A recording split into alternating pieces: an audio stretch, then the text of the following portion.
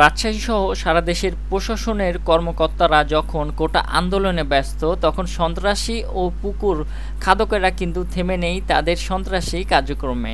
রাজশাহী মহানগরীর চন্দ্রিমা থানাধীন ১৯ নং ওয়ার্ডের ছোট বনগ্রাম ক্লাবের মোড় এলাকায় রাতারাতি এই পুকুরটি ভরাট করতে ব্যস্ত পুকুর খাদকেরা। দর্শক, রাজশাহী সিটি কর্পোরেশন সহ সারা দেশের সিটি কর্পোরেশনের মধ্যে সকল ধরনের পুকুর ভরাট সম্পূর্ণভাবে নিষিদ্ধ। সেখানে প্রশাসনকে কোটা আন্দোলনে ব্যস্ত থাকার সুযোগকে কাজে লাগিয়ে ভরাট করতে চলছে এই পুকুরটি।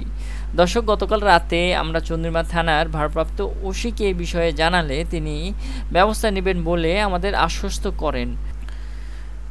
তবে তিনি এখন পর্যন্ত কোনো ব্যবস্থা নেননি, বরং আজকে বাকি অর্ধেক পুকুর ভরাট হতে চলেছে। এই বিষয়ে পুকুর ভরাটের সাথে জড়িত ব্যক্তিদের কাছে জানতে চাইলে তারা দাম্ভিকতা দেখে বলেন, চন্দ্রিমা থানার ওসি ১৯ নং ওয়ার্ড কাউন্সিলর সুমনকে ম্যানেজ করেই আমরা এই পুকুরটি ভরাট করছি। আরও দাম্ভিকতা দেখে বলেন, আরে এইসব ভিডিও করে অযথা কষ্ট করবেন কেন? আপনার মতো অনেক সাংবাদিক গতকাল থেকে এসেছেন এবং খুশি হয়ে চলে গেছেন।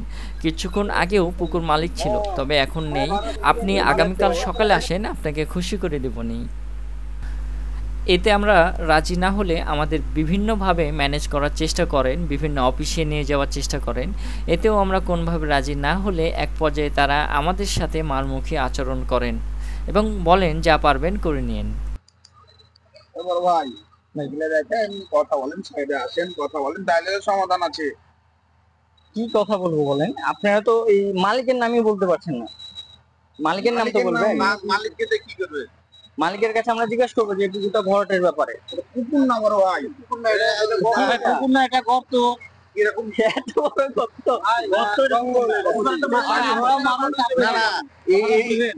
দাঁড়ান, এটা কি দেখা করা মনে উপযোগী? রাজশাহী সিটি কর্পোরেশনের মধ্যে যে কোনো পুকুর ভরাট ডোবা, এখানে বন জঙ্গলে মনে করেন যে আপনার মশার অত্যাচারে আরো বেশি। আপনি এখানে মাছ চাষ নাই, মানুষের কষ্ট নাই। আমরা কিন্তু বন্ধ করার দায়িত্ব কেউ না ভাই, আমরা জাস্ট তুলে ধরার দায়িত্ব। আমরা তুলে ধরে চলে যাবো। আপনাকে কেউ খারাপ করে বলতে পারে। আপনারা এলসি নাগরিক, ঠিক আছে? আপনারা কার্ডটা দিয়ে যান, আপনি সব সাক্ষাৎ হবে না। কার্ডটা দিয়ে যান,